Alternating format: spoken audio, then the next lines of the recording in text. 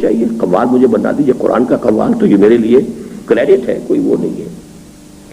اسی طرح میں سمجھتا ہوں کہ اس منتخب نصاب اور ان دو ایشوز کو ہیمر کرنے میں تو میرا حال وہ ہو چکا ہے جو پنجابی کا وہ کوئی محاورہ کہہ لے کیا ہے کہ رانجھا رانجھا کر دی نمی آپے رانجھا ہوئی۔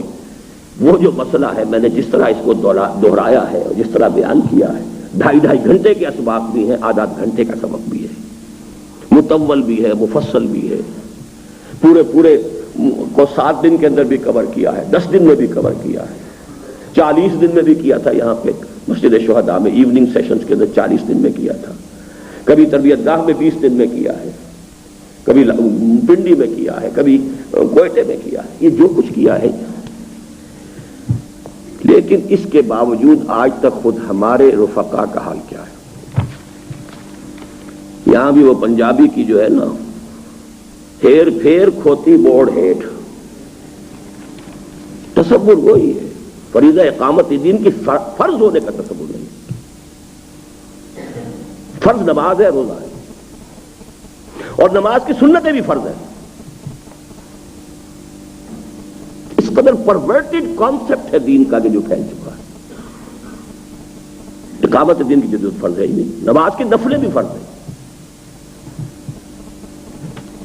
تقرب بالفرائض تقرب بالنوافل پر اتنا عمدہ پوری بات۔ لیکن اب بھی وہی ہے، جب آپ کے پیمانے ہوں گے کہ کسی شخص کی دینداری کے، خود آپ اگر اس کا ججمنٹ قائم کریں گے تو دیکھیں گے نوافل کا کتنا اہتمام ہے، حالانکہ یہ دور نوافل کا نہیں، یہ دور فرض اقامت دین کی فرضیت کے ساتھ اگر ہو سکتا ہے، اس کے سارے تقاضوں کو پورا کر کے، تب تو کیجئے جتنا کر سکتے ہیں۔ لیکن یہ کہ سارا تصور کرنے کے باوجود ہمارا حال کیا ہے؟ 4 چیزیں ہیں کہ جن کو ہم نے نمایاں کرنے کی کوشش کی ہے، انہیں آپ آج بھی اچھی طریقے سے نوٹ کر لیجئے۔ اقامت دین کی جد و جہد بالکل اسی طرح فرض ہے جیسے نماز فرض ہے۔ اس کے لیے التزام جماعت اسی طرح فرض ہے بالکل جس طریقے سے کہ نماز کے لیے وضو شرط ہے، یہ شرط ہے، وضو مطلوب نہیں ہے، وضو نماز کے لیے شرط ہے، جماعت مطلوب نہیں ہے، اقامت دین کی جد و جہد کے لیے مطلوب ہے۔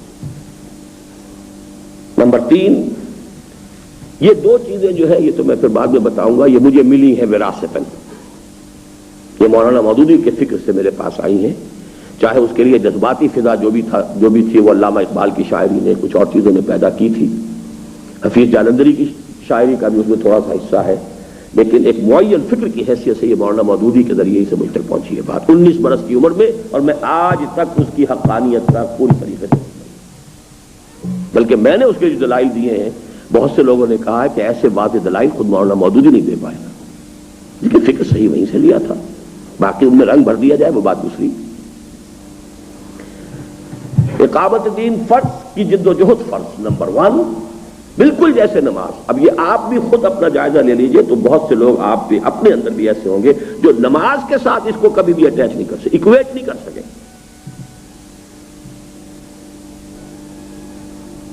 اور اس کے لیے التزام جماعت ایسے لازم یا شرط جیسے کہ جماعت، جیسے کہ وضو ہے نماز کے لیے۔ سوچ لیجئے، جائزہ لے لیجئے۔ تیسری بات وہ ہے کہ جس کا میں نے اضافہ کیا ہے، جماعت کے لیے میں نے یہ اقرار کیا کہ جتنے بھی طریقے دنیا میں آج کل جماعت سازی کے نئے ہیں سب مباح ہیں، کبھی میں نے حرام نہیں کہا الحمدللہ، لیکن واحد منصوص مسنون معصور اور ہماری پوری تاریخ کے اندر جو ملتا ہے 1300 برس کم سے کم، وہ بیعت کا سلسلہ ہے، ہم نے وہ اختیار کیا، لیکن دوسرے طریقوں کو بھی ہمیں حرام نہیں کہتا۔ اور میں نے جب تنظیم اسلامی کا قیام سن 67 میں ہوا ہے تو مولانا اصلاحی صاحب کی گویا کہ اس وقت قیادت تھی اور وہ جمہوری ذہن کے آدمی تھے، تو میں تیار تھا ان کے ساتھ کام کرنے کے لیے، شریک تھا۔ بعد میں جب تنظیم کا دوبارہ احیاء ہوا ہے 1975 میں، تب بھی میں نے 3 سال کے لیے اپنی حیثیت کنوینر کی رکھی تھی اور ایک نظام العمل بنایا تھا عبوری دور کا۔ میں اس کے لیے تیار تھا کہ اگر یہ حضرات آ جائیں تو ظاہر بات ہے انہی کی رائے چلے گی، تو اگر جمہوری نظام بھی بنانا چاہے تو حرام نہیں ہے۔ ایسا نہیں ہے کہ میں اس کی وجہ سے یہ جو پہلی 2 چیزیں جو فرض کے عین کے درجے میں ان کو چھوڑ دوں۔ اور چوتھی چیز جو میں نے یا ہم نے بہت طریقے سے واضح کرنے کی کوشش کی ہے، لیکن آج سب آپ حضرات جائزہ لے لیجئے اس تصور کے تحت جو شخص جماعت میں شامل ہوتا ہے کہ یہ اقامت دین کی جد و جہد کے لیے جماعت قائم ہوئی ہے اور میں اس کے لیے سوچ سمجھ کر دیکھ بھال کر شامل ہو رہا ہوں، اس کے طریقہ کار کے بارے میں بھی، اس کے قائد جو بھی ہیں اس کی شخصیت کے بارے میں بھی، اس کی اس تحریک سے علیحدگی صرف 4 صورتوں میں جائز ہے، باقی جائز نہیں۔ پہلی صورت یہ ہے کہ فکر میں اختلاف ہو جائے، اور یہ 2 طرفہ ہو سکتا ہے کہ وہ آدمی محسوس کیے میں جس فکر کو صحیح سمجھ کر آیا تھا اب تو معلوم ہوا کہ فکر بدل گیا ہے۔ یہ بھی ہو سکتا ہے کہ میرا اس وقت ذہن جو ہے پختہ نہیں تھا، میں نے اس فکر کو قبول کر لیا تھا، آج میں سمجھتا ہوں کہ وہ فکر صحیح نہیں ہے۔ دونوں امکانات ہیں۔ یہ بنیادی فکر میں تبدیلی ہو جائے تو جائز ہے، علیحدہ ہو جائے۔ جو قائد ہے اس کی شخصیت پر اعتماد نہ رہے، بالکل جائز ہے، چاہے ان کا سوء ظن ہو، مغالطہ ہو، کچھ ہو، لیکن اگر وہ نیک نیتی سے سمجھ رہے ہیں کہ قابل اعتماد آدمی نہیں ہے تو ان کا علیحدہ ہونا جائز ہے۔ نمبر 3، طریقہ کار کے اندر کوئی ایسی تبدیلی آ گئی ہو کہ جو وہ سمجھتا ہو کہ اس پوری تحریک کے مزاج کو بدل کر، خراب کر کے ساری ایکسرسائز کو فیوٹیلٹی بنا دے گی، اور اپنے اختلاف کے باوجود وہ یہ دیکھے کہ تحریک اپنا رخ بدلنے کو تیار نہیں۔ لیکن ان تینوں صورتوں میں اس شخص پر لازم ہے اپنا اختلاف واضح کرے، تعین کے ساتھ بتائے میں کس وجہ سے جا رہا ہوں، اور یہ کہ اتمام حجت کر کے جائے۔ اگر امیر پر اعتماد نہیں ہے تو اپنے ساتھیوں کو بتا کر جائے، دھوکے باز آدمی ہے، کیوں پیچھے لگے ہوئے ہو، تم نے اپنی زندگیاں خراب کی ہوئی، تو آدمی ٹھیک نہیں، اس کا ناکام ہے، پھٹے وہ باہر نکل کے بھی کرے، اندر بھی کرے، اپنے ساتھیوں کو بتا کر جائے۔ طریقہ کار کی غلطی ہے، بتا کے جائے۔ یہی میں آج بھی صبح بتا رہا تھا، ماچھی گوٹ کا تصور کیجئے کہ مولانا مودودی نے اپنی پالیسی پر 7 گھنٹے تقریر کی، 7 آورز۔ اس کے بعد جب اختلافی تقریروں کا موقع آیا تو ٹائم تو ہے ہی نہیں۔ میں نے پوچھا اس وقت کے چودھری غلام محمد صاحب جو اس وقت قائم مقام امیر تھے کہ صاحب آپ کتنا وقت مجھے دے سکیں گے، میں اس کے مطابق تیار کروں، آپ آدھا گھنٹہ دیتے ہیں تو آدھا گھنٹے کی تقریر۔ نہیں جی، اتنی نوٹس آئے ہوئے، اتنا وقت ہے، 5 منٹ بمشکل ملیں گے۔ جب میرا وقت آیا میں کھڑا ہو گیا کہ صاحب مجھے 5 منٹ میں کوئی بات نہیں کہہ سکتا، مجھے تو کیونکہ پہلے بتایا بھی نہیں گیا تو میں اس وقت کے حساب سے تو تقریر تیار ہی نہیں کر سکا۔ میرا تو یہ بیان ہے، میں یہ پڑھ کے سناؤں گا، 250 صفحے کا بیان ہے۔ اب ہنگامہ ہو گیا پورے اس سیشن کے اندر، کہاں سے وقت آ گیا۔ ایک صاحب نے کھڑے ہو کر چند جملے پڑھے تھے، ہمارے پاس یہ بکواس سننے کا وقت نہیں ہے۔ اور یہ پروفیسر صاحب تھے جو بہت بڑے جمہوری حقوق کے جو اس وقت علمبردار ہیں، پروفیسر غفور احمد صاحب، ہمارے پاس اس بکواس کو سننے کا وقت نہیں۔ لیکن یہ کہ کھڑے ہوئے ہمارے مرحوم اب ہو گئے بیچارے راؤ خورشید علی خان، انہوں نے کہا کہ ڈاکٹر اسرار اپوزیشن کا لیڈر ہے، لہذا جتنا وقت ملا ہے مولانا مودودی کو اتنا ہی وقت انہیں دینا ہوگا۔ تو ہر طرح کی بات ہو رہی تھی۔ مولانا مودودی کھڑے ہو گئے، کہاں ممکن ہے، پورا بیان لہرایا، اتنی بڑی کتاب یہاں پر کیسے ممکن ہے بیان کیا جائے، ہمارے پاس ٹائم نہیں ہے۔ اجمل خان لغاری کھڑے ہو گئے، اگر صرف اس کی وجہ سے ڈاکٹر اسرار جیسے کارکن تحریکوں کو روز روز نہیں ملا کرتے، اگر ان کی وجہ سے پورا 1 دن ایکسٹینڈ ہوتا اجتماع تو سارا خرچہ میں دوں گا۔ لیکن جب باری میں کھڑا ہو گیا، میں نے کہا جناب مجھے ایک بات کہنی ہے، وہ یہ ہے کہ میں اگر اپنا اختلاف بتائے بغیر جماعت سے علیحدہ ہو جاؤں تو پھر مجھ سے یہ نہ کہیے گا کہ اندر تم نے یہ بات کیوں نہیں کی۔ مجھے کوئی شوق تقریر کا نہیں ہے، نہ میں تقریر کر سکتا ہوں۔ 24 برس کی عمر تھی اور مقابلہ تھا مولانا مودودی سے، 25 برس کا بھی میں پورا نہیں تھا۔ کہاں مولانا مودودی، 3.5 گھنٹے دینے پڑے ہیں مولانا مودودی کی مخالفت کے باوجود۔ یہ دوسری بات ہے کہ فقرے چست کیے جاتے رہے اور وہ یہ ہوتا رہا اور وہ ہوتا رہا، وہ سارا کچھ تھی، ہوٹنگ ہوئی ہے، سب کچھ ہوا ہے۔ پیچھے بیٹھے ہوئے مصباح الاسلام فاروقی صاحب، اللہ انہیں معاف فرمائے، انہوں نے کہا اچھا ہے، بہت اچھا ہے، گرمانی کے ایجنٹ بھی آ گئے۔ میرے بہنوئی جو ہیں اللہ بخش سیال صاحب وہاں کھڑے ہوئے تھے، انہوں نے وہ ڈانٹ پلائی ہے، وہ تو مجھے جانتے تھے کہ میں کیا ہوں۔ میں نے کبھی گرمانی سے ملاقات تک نہیں کی اور وہ کہہ رہے ہیں کہ میں شاید گرمانی کا ایجنٹ ہوں جماعت اسلامی۔ بہرحال جو کچھ ہو رہا تھا وہ میں سن رہا تھا، میں اپنا کام کر رہا تھا۔ 3.5 گھنٹے میں نے لیے۔ تو میں یہ اس لیے بیان کر رہا ہوں، مجھے کوئی دلچسپی نہیں ان واقعات کو بیان کرنے سے، فرض ہے یہ، آپ تحریک میں شامل ہوئے، بتا کر جائیے کیا اختلاف ہے. یہ رفقا کا حق ہے آپ پر. میں کہتا ہوں مولانا اصلاحی صاحب کے گریبان پکڑیں گے ارکان جماعت اور ان سب کا پکڑیں گے کہ بتا کے کیوں نہیں نکلے تمہاں میں. کتنے ہی لوگ تھے جو مولانا اصلاحی کی دعوت پر جماعت اسلامی میں شامل ہوئے ہیں. بڑے بڑے علماء ساتھ ہیں، یہ ہے وہ ہے، اس سے اعتماد قائم ہوا مولانا مودودی کا. ان کا حق تھا.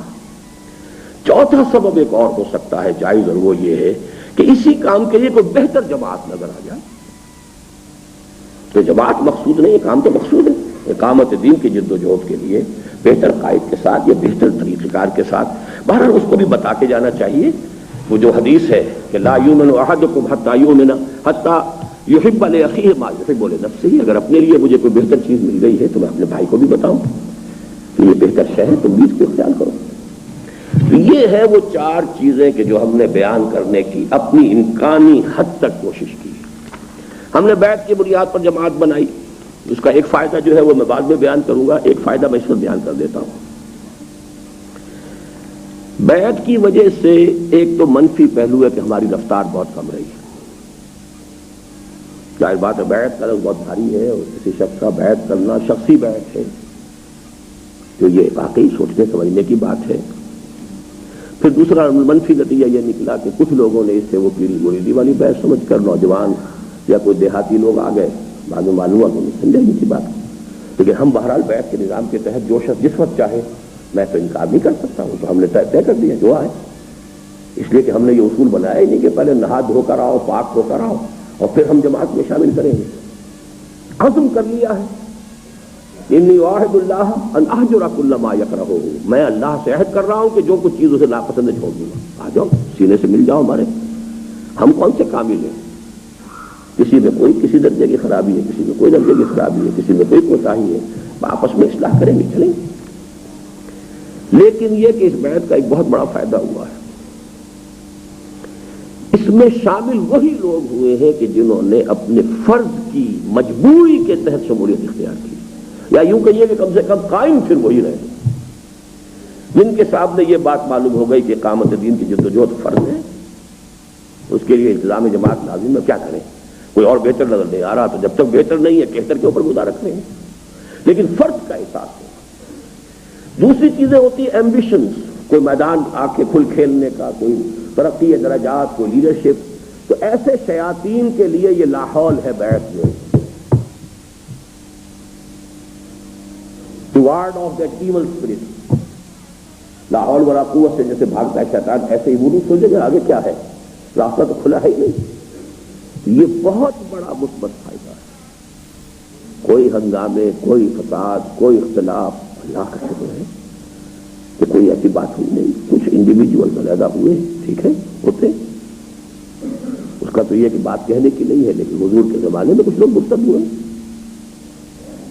ام حبیبہ کا شوہر جا کر مرتد ہوا ہے حبشہ میں، تبھی تو وہ بیوہ ہوئی ہے، تو حضور نے پیغام بھیجا ہے. مہاجر ہے، مہاجر حبشہ، ام حبیبہ ابو سفیان کی بیٹی، سردار بنو امیہ کا. لیکن یہ تو وہاں جا کر شراب کی لت تھی. شراب کی لت میں شاید ملتی نہیں ہوگی جب تک کہ وہ عیسائیوں کے ساتھ دوستی زیادہ نہ گانٹھے وہاں پر. بھر وہ مرتد ہوا. اور بھی مثالیں ہیں. ایک شخص آیا تھا، وہ جب اللہ شاید اس کا نام تھا، بادشاہ تھا، مسلمان ہوا ہے. وہ حضور کے زمانے کی بات نہیں، بات کی بات ہے. کسی مسلمان کا اس کا جو تھا کپڑا وہ مسلمان کے قدموں تلے آ گیا ہے. اس نے پلٹ کے تھپڑ لگایا بادشاہی کے اپنے انداز میں. جا کے حضرت عمر سے اس نے استغاثہ کیا. حضرت عمر نے جوابی تھپڑ رسید کروایا. اسی میں وہ چھوڑ کے چلا گئی، مرتد ہو گئی. تو یہ معاملات تو خیر القرون میں بھی ہو سکتے ہیں. ہمارا معاملہ تو بہرحال ایسا ہے کہ ہم سے بالکل خلوص کے ساتھ اور بالکل نیک نیتی کے ساتھ اختلاف کیا جا سکتا ہے. اختلاف کے علاوہ میری شخصیت پر اعتماد اٹھ سکتا ہے. یہ سارے دروازے کھلے ہوئے ہیں. لیکن اس کے بغیر جانا میرے نزدیک جائز نہیں. لیکن آپ اندازہ کیجئے کہ اب بھی کیا حال ہے ہمارے ساتھیوں کا. میں دو تازہ مثالیں دینا چاہتا ہوں. سالانہ اجتماع کے مقابلے معاملہ ہوا ہے کہ ایک امیر حلقہ نے ساتھیوں سے کہا کہ زور کی نماز ہوگی یا کون سی نماز تھی، اس فرضوں کے فوراً بعد فلاں جگہ پہنچ جائیں. ہمارے ساتھیوں نے ریزنٹ کیا ہے کہ نوافل پڑھنے کی ہمیں کوئی اجازت نہیں دی. حالانکہ وہ مسافر تھے. ان کے لیے وہ نوافل اور سنتیں جو ہے اس درجے کی ہے ہی نہیں جو عام درجے میں ہوتی ہے۔ پھر یہ کہ فرض ہے، نوافل فرض نہیں ہے۔ لطیفہ تو میں نے بارہا آپ کو سنایا ہے کہ وہ نعیم صدیقی صاحب سے ایک شخص نے کہا تھا یہاں اسی اچھرے کی مسجد میں، جب کئی دن انہوں نے دیکھا کہ فرض کی نماز پڑھتے ہیں اس کے بعد یہ 2 سنتیں پڑھتے ہیں، نفل پڑھتے نہیں، تو بابا تھا بیچارہ کوئی، اس نے کہا کہ کیوں جی تواڈے تے نفل جڑے فرض نہیں ہے وہ تو نفل کو فرض سمجھ۔ اس حوالے سے سمجھ لیجئے کہ یہ چیز کہ اس اقامت دین کی جدوجہد ہے، کوئی امیر ہے وہ بلا رہا ہے، لیکن یہ ریزنٹمنٹ فرض کے بعد کہا تھا، اس کال کو لبیک کہنا چاہیے تھا۔ نمبر 2 یہ کہ ابھی حال ہی میں اور اس سے پہلے کئی مرتبہ ہمارے سامنے یہ بات شورا میں بھی آ چکی ہے کہ حساس اداروں کے جو بھی ہمارے ملازمین ہیں، فوج سے ہیں، کسی اور جگہ سے ہیں، ان کا ہمارے لیے ہمیں کوئی اور سوچنا چاہیے، بس کچھ ان کے نام، اب تو ایک یہ بھی تجویز آئی تھی کہ ان کے نام کاٹ دیں ہم اپنے جو ہے رجسٹروں سے، کچھ خود ان لوگوں کی طرف سے بھی ظاہر ہوئی، کچھ ہمارے، مجھے جو زیادہ اہمیت کے ساتھ احساس ہوا وہ یہ کہ ہمارے بہرحال تنظیم میں اونچی شخصیتیں ہیں، ہمارے ناظمین، تو ایک ناظم نے تو یہ بھی کہا کہ اس کا نام ہی ہمیں اڑا دینا چاہیے، اور ایک صاحب نے کہا کہ نہیں نام تو رکھنا چاہیے، لیکن یہ کہ بہرحال کوئی ربط ان کے ساتھ نہیں رکھنا چاہیے۔ خیر اس پر گفتگو ہوئی، لیکن میں یہ مثال بتا رہا ہوں کہ میں نے پھر تجزیہ کر کے بتایا کہ دیکھیے ہمارا جو فکر ہے وہ اس کی بالکل اجازت نہیں دیتا، دونوں اعتبارات سے بات غلط ہے۔ اصولی اعتبار سے جب ہم کہتے ہیں اقامت دین کی جدوجہد فرض ہے، التزام جماعت اس کے لیے شرط ہے، تو پھر یہ کہ یہ تمام فرائض ہر شخص پر یکساں طور پر عائد ہوتے ہیں جبکہ وہ بالغ ہو جائے اور ان فرائض کا شعور حاصل ہو۔ اب وہ طالب علم ہے یا کسی کام کر رہا ہے کوئی فرق نہیں، سول کا ملازم ہے، سرکاری فوجی ہے، کوئی فرق نہیں، یہ تمام اپنے پیشے ہیں اپنی زندگی کے لیے۔ کوئی ابھی لوہار کا کام کر رہا ہے، کوئی اعلیٰ قسم کی لوہاری سیکھنے کے لیے وہ ابھی انجینئرنگ پڑھ رہا ہے، تو فرق کیا ہے اس میں؟ وہ بہت بڑے پیمانے کا لوہار بنے گا یا بہت بڑے پیمانے کا راج بنے گا، ایک شخص ابھی راج گیری کر رہا ہے بیچارہ، کوئی فرق نوعیت کا نہیں ہے، فرائض سب پر۔ اور جو شخص آئے وہ دیکھ کر آئے کہ اگر یہ فرض ہے تو ہمیں کرنا ہے، اور اس کے لیے جو بھی اندیشے ہیں، خطرات ہیں، اس کے لیے انہیں تیار ہونا چاہیے کہ چھوڑنا پڑتا ہے تو فوج کو چھوڑیں، نہ انہیں جھوٹ بولنے کی اجازت ہوگی کہ وہ کہیں ہمارا تعلق نہیں۔ دیکھیے یہ دوسرا پہلو ہے اس کا کہ یہ تو ہے ہمارا جو تصور ہے، معلوم ہو رہا ہے کہ وہ تصور بھی ہمارے ہاں ابھی پوری طریقے سے ہمارے ٹاپ کے لوگوں کے اندر کے ناسک نہیں ہے۔ دوسرے یہ کہ اصل معاملہ کیا ہے کہ اگر کوئی مجھ سے آگے پوچھے گا کہ فلاں شخص آپ کے ہاتھ سے بیعت کیے ہوئے یا نہیں تو کیا میں انکار کر دوں گا؟ اگر خدا نہ خواستہ جیسے کہ یہ ہمارے بریگیڈیئر صاحب جو ابھی بریگیڈیئر ہوتے تھے اور اب جو وہ پکڑے گئے ہیں جیل میں ہیں، کیا نام ہے ان کا، عباسی صاحب، ظہیر الاسلام عباسی، میں تو ان کی صرف عباسی نام سے جانتا ہوں، ظہیر الاسلام بھی میں نے اب پڑھا ہے ان کا نام، ہمارے پورے دورہ ترجمہ قرآن میں شریک رہے، سب کچھ کیا، جوش اور جذبہ اللہ کے فضل سے صحیح پیدا ہوا۔ اگر وہ بیعت کر لیتے مجھ سے تو پھر ظاہر بات ہے کہ اگر مجھ سے پوچھا جاتا تو کیا مجھے یہ کہنا جائز تھا کہ نہیں انہوں نے مجھ سے بیعت نہیں کی؟ کیا ان سے پوچھا جاتا تو کیا ان کے لیے جائز تھا کہ وہ یہ کہتے کہ میں نے بیعت نہیں کی؟ تو جب ان دی لانگ رن وہیں پہنچنا ہے، جھوٹ تو بولنا نہیں ہے، تو پھر تو احتیاطیں وغیرہ کرنے کی کیا ضرورت ہے؟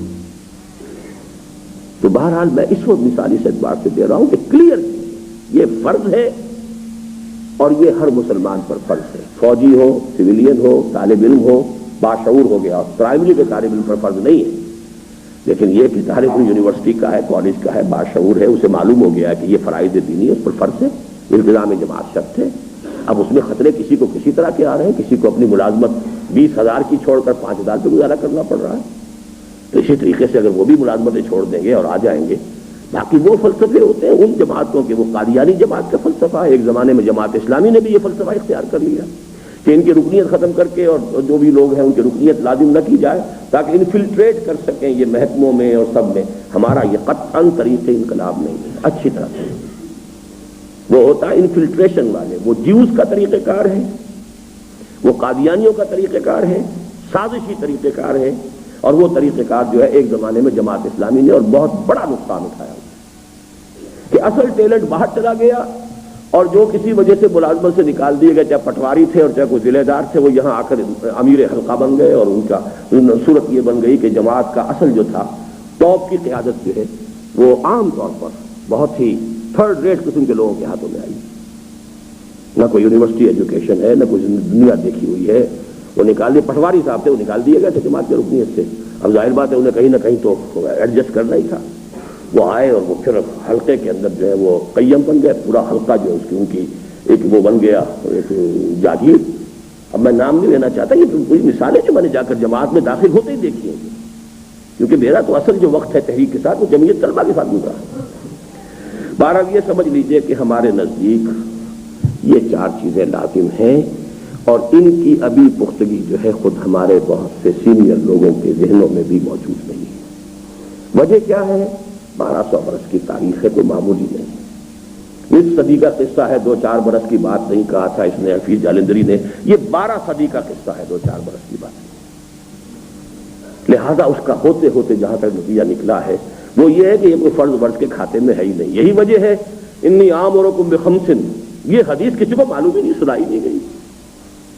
مدرس حدیث کہتے ہیں کہ الفاظ غیر مانوس ہیں، ہم نے کبھی پڑھے ہی نہیں، حالانکہ یہ مشکات کے اندر موجود ہے. آمرکم بخمس بالجماعت والسمع والطاعت والہجرۃ والجہاد فی سبیل اللہ. جب اقامت دین ہی ذہنوں سے اوجل ہو تو یہ چیزیں جو ہے irrelevant ہیں. اصل ہے یہ کہ وہ 5 چیزیں ہیں، کلمہ شہادت، نماز، روزہ، حج اور زکوٰۃ، وہ سب کو یاد ہے. وطن یاد نہ ہو، مفہوم تو سب کو یاد ہے. دوسری مشکل کا پہلو کیا ہے؟ ہم جس قوم میں کام کر رہے ہیں اس پر ایک عذاب الہی مجموعی طور پر آ چکا ہے، اور وہ نفاق عملی کا عذاب ہے. کتنی تقریروں میں بیان کر چکا ہوں. منہم من عاہد اللہ کے حوالے سے سورہ توبہ کی 75، 76، 77 آیات. کانپ جاتا ہوں کہ وہاں آخری آیت میں، بلکہ میں روک دیتا ہوں، ہمت نہیں ہوتی وہ آخری الفاظ اس کے ادا کرنے کے. فَعَاقَبَهُمْ نِفَاقًا فِي قُلُوبِهِمْ إِلَىٰ يَوْمِ يَلْقَوْنَهُ. یہ قیامت تک اب نفاق ان کے دلوں میں رہے گا. کانپ جاتا ہوں. میرا تو جی چاہتا ہے کہ توبہ کی توفیق مل جائے. کوشش اسی کی کر رہے ہیں، لیکن آیت کے الفاظ کس قدر سخت ہیں. وہ نفاق عملی جو ہے ہم پر، نفاق عملی، اس میں سب سے اہم ایفاء عہد، جھوٹ، ایفاء عہد اور خیانت، یہ تین چیزیں اس کے اندر آئی ہیں. جھوٹ اور وعدہ خلافی، اور یہ 3 چیزیں ہیں. آیت المنافق ثلاث. ایفاء عہد کا کہاں رہ گیا ہمارا؟ چھوٹے سے چھوٹے، بڑے سے بڑے عہد اٹھا کے ایسے ہم پھینک دیتے ہیں، اور اس کے اندر ہمارے ہاں وہ ہے ہی نہیں، اب بھی نہیں ہے. ریشو پروپورشن ہی نہیں. کسی چیز کو فرض سمجھ کر ایک جماعت کو اختیار کیا ہے، اس کے ڈسپلن کو جب چاہ. ایک دوست ملنے آ گیا تھا، بس اللہ علیہ وسلم، دوست ملنے آ گیا تھا، لہٰذا اجتماع میں نہیں آئے. یہ پابندی، عہد کی پابندی، کہ اس نظام العمل کی پابندی کرنے کا عہد دیا جا رہا ہے.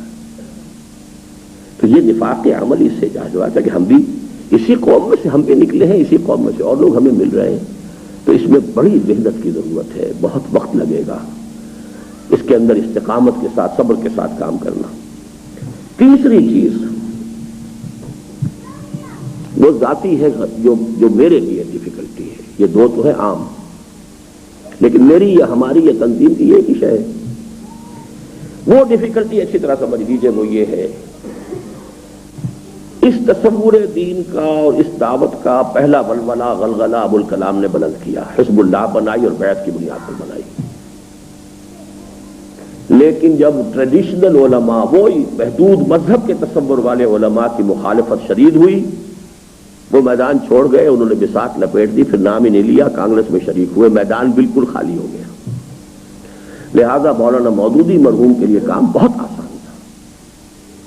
انہوں نے وہاں سے بات شروع کی. اصل داعی سو چکا ہے، خاموش ہو چکا ہے، نہ اس کی کوئی جماعت باقی ہے. لہذا انہوں نے جب فکر پیش کیا تو معلوم ہوا کہ یہ تو اوریجنل ان کا فکر ہے. تو کس کو یاد تھا کہ یہ ابوالکلام کے جو اداریے تھے الہلال البلاغ کے، تقریباً وہ اداریے ہیں کہ جن کو مرتب کیا ہے، اس میں یقیناً ایک رنگ پیدا کیا ہے جو مولانا مودودی کی پہلی کتاب ہے الجہاد فی الاسلام. کس کو یاد تھا؟ There was a gap of about 20 years. اس فکر کو لے کر آئے، اسی اصطلاح کو لے کر آئے تھے. حکومت الہیہ ابوالکلام کی، حکومت الہیہ مولانا مودودی کی، جماعت اسلامی قائم کی اسی الہیہ سے کی. وہ سارا معاملہ وہی ہے.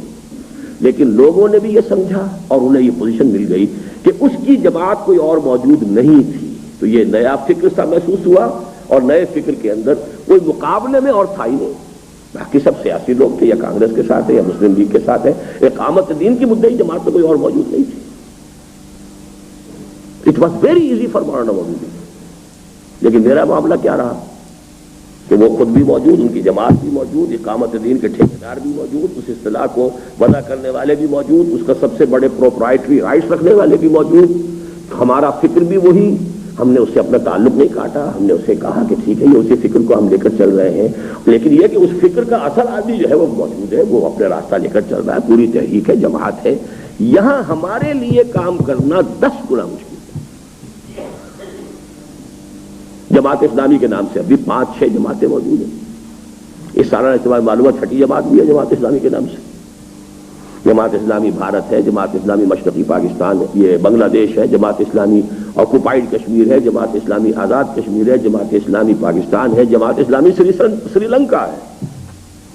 یہ 6ٹھا جو ہے اضافہ مجھے اب معلوم ہوا۔ جو نام ہے، وہ فکر ہے، وہ سوچ ہے، پھر ہم اس کو ڈینائی نہیں کرتے، ہم اس کی نفی نہیں کرتے، ہم کہتے ہیں بھائی 90%، اب بھی میں کہتا ہوں 90% وہ تحریک طریقے انبیاء پر تھی، البتہ انحراف کیا۔ انحراف کسی کی سمجھ میں آتا ہے، کسی کی سمجھ میں نہیں آتا۔ جن کی سمجھ میں آ گیا، میاں طفیل صاحب اب تک کر رہے ہیں فریاد کہ پتہ نہیں اس نے کیا گھول کے پلا دیا تھا اس نوجوان ڈاکٹر نے کہ جس نے پڑھا اس کی مت ماری گئی۔ اور ابھی ہم ملنے گئے تھے ان سے تو اس وقت کوئی لفظ اور بھی ثقیل استعمال کیا تھا، تو آپ کا کمال ہے کہ اتنے بڑے عالم دین کو کیا کر دیا، وہ صحیح لفظ مجھے یاد نہیں ہے، لیکن بڑا ثقیل اور بڑا غلیظ لفظ بولا تھا وہ۔ لیکن یہ کہ میری تقریر، میرا وہ آیا بیان سامنے، تو جس کے سمجھ میں آیا وہ شاذ، پھر جو بوڑھے تھے وہ ان کے ہمت جواب دے چکے تھے، کام کرنے کے لیے داعیہ نہیں تھا، لگا دیے 20-20 سال، دوبارہ جو ہے اثر نو ہمت کرنا کوئی آسان کام تو نہیں۔ مان لیا کہ بات صحیح ہے، 100% صحیح ہے، ساتھ دینے کے لیے آمادہ ہونا بڑی، اس کے لیے بڑے فیصلے کرنے پڑتے ہیں۔ تو یہ ہے وہ تیسری مشکل کہ جو ہے ہمارے لیے بھی ہے، خاص طور پہ میرے لیے تھی، یہ ہے ہمارے کام کی مشکلات۔ اب اصل چیلنج جو ہے ہمارے لیے، اس کا تجزیہ کر لیجئے۔ پھر نمبر 1، ہمیں فکر کی حفاظت کرنی ہے۔ اس فکر کے ضمن میں آج میں کچھ باتیں آپ سے عرض کر رہا ہوں، ذرا ہمت کر کے سن لیجئے۔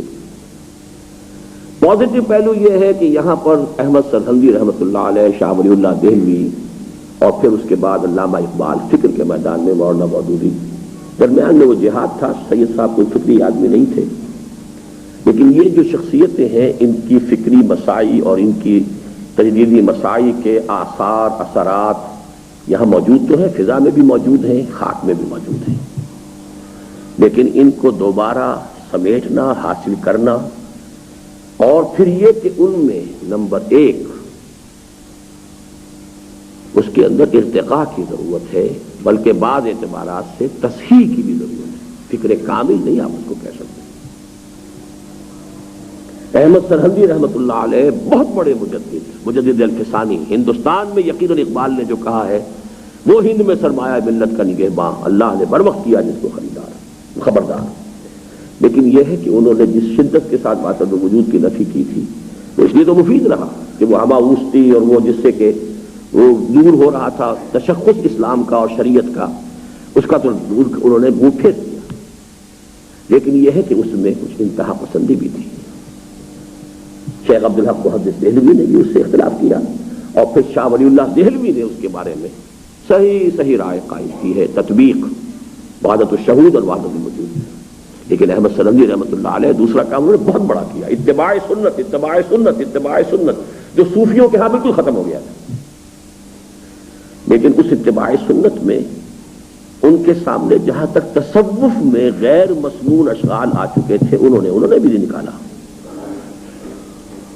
وہ تصورات جو کہ تو لے کر چلے ہیں، کالی پیلی نیلی روشنیوں والے تصورات وہاں بھی موجود ہیں۔ آج بھی جو سلسلہ مجددیہ کے لوگ ہیں وہ سارے انہیں فلسفوں کو لے کر چل رہے ہیں، جن کا کوئی ذکر پورے قرآن میں نہیں، حدیث میں نہیں، صحابہ کے اقوال میں نہیں، کہیں بھی نہیں۔ تو کہیں ادھر ادھر سے آئی ہوئی چیزیں ہیں۔ فلاں لطیفہ جب جاگ جاتا تو نیلی روشنی نظر آتی ہے، فلاں لطیفہ جاگ جاتا تو وہ پتہ نہیں یہ روشنی نظر آتی۔ یہ تو کتاب و سنت سے کوئی تعلق نہیں۔ تو تصوف کی ایک اعتبار سے تو انہوں نے صحیح کر دی، لیکن دوسرے پہلو سے تو وہ، اور یہ جان لیجئے کہ غیر نبی کو ایک کام بھی کر دے تو بہت بڑی بات ہوتی ہے، اس کا تو یہ کہ اس کے اثرات کو دیکھ کر اندازہ کرتے ہیں، لیکن کسی کا بھی غیر نبی کا کام کامل تو نہیں ہو سکتا۔ اسی طرح آگے چلیے، شاہ ولی اللہ دہلوی رحمۃ اللہ علیہ، انہوں نے جہاں تک کہ حکمت احکام کا تعلق ہے بہت نمایاں کام کیا ہے حجت اللہ البالغہ میں، اور پہلی مرتبہ کیا۔ سوشولوجی اور سوشل تھاٹ جو ہے اسلام کا، عمرانی فکر، اس کے اندر بہت بڑا ان کا جو ہے ایک سمجھیے کہ بریک تھرو ہے۔ لیکن جہاں تک حکمت ایمانی اور ما بعد الطبیعت، وہی افلاطونی نظریات کے اوپر انہوں نے بلڈ کیا ہے۔ عالم مثال کا ذکر تو نہ قرآن میں ہے، نہ حدیث میں ہے، نہ کہیں اور ہے۔ ورلڈ آف آئیڈیاز، سقراط کے بعد افلاطون کے بعد ارسطاٹل۔ ہمارے سارے متکلمین جو ارسطاٹل کے شاگرد تھے، تو جہاں تک وہ تصوف کا مسئلہ آیا یا ایمانیات کا مسئلہ آیا تو اس میں اکثر و بیشتر جو ہے وہ افلاطون یا پھر حکیم فلاطینوس اس راستے سے آئے، اور شاہ صاحب بھی اسی کے اندر اس کو رکھتے ہیں۔ تو یہاں بڑے تجزیے کی ضرورت ہے۔ بہت بڑا کام کیا کہ قرآن مجید کی ایک آغاز کر دیا، قرآن مجید کا ایک بند کتاب تھی اسے کھول دیا، بہت بڑا کام ہے، بہت بڑا کام۔ سوشولوجسٹ ہونے کے اعتبار سے میں سمجھتا ہوں تاریخ انسانی کا عظیم ترین سوشولوجسٹ ہے۔ میرا اپنا کہنا یہ ہے کہ غزالی اور ابن تیمیہ دونوں کو جمع کریں تو شاہ ولی اللہ بنتا ہے۔ لیکن اب آپ سوچئے کہ حکمت ایمانی جس کا نام ہے وہ نہ غزالی کے ہاں ہے اور نہ ابن تیمیہ کے ہاں ہے۔ وہ اگر آپ کو پرانی ملے گی تو صرف رومی کے ہاں، اور اس دور میں ملے گی تو صرف اقبال کے ہاں۔ لیکن رومی کے بھی اشعار میں اور اقبال کے بھی صرف اشعار میں، اقبال جب آئے ہیں خطبات میں تو جگہ جگہ ٹھوکریں کھائیں، کیونکہ اب بات کرنی پڑتی ہے فلسفے کی اصطلاح میں، فلسفے کے اصولوں کے ساتھ چلنا پڑتا ہے جب آپ کو بات کرنی ہے فلسفے کے انداز میں۔ اسی میں مجھے یاد آتا ہے کہ کتنے بڑے عالم دین اور اہل حدیث عالم دین، مولانا ثناء اللہ امرتسری، اور وہ بہت سے معاملات میں بالکل نیچری انہوں نے تفسیر کی، نیچری سر سید والے خیالات کی۔ اور مجھے ملے تھے مولانا محی الدین اور معین الدین، اور یہ جو لکھوی دو بھائی ہیں، شاید میرا خیال ہے کہ دونوں ہی ابھی تو زندہ ہیں الحمدللہ۔